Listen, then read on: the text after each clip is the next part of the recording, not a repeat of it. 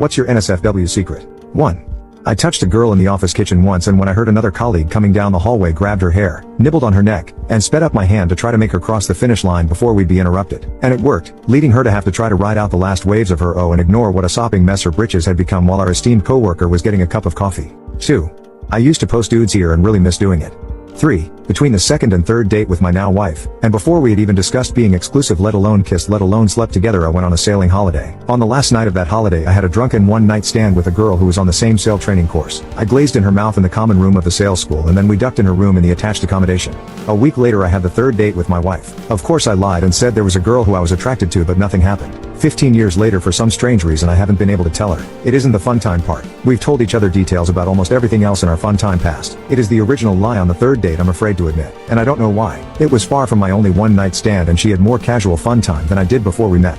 I think she probably suspects something happened that night. It wouldn't make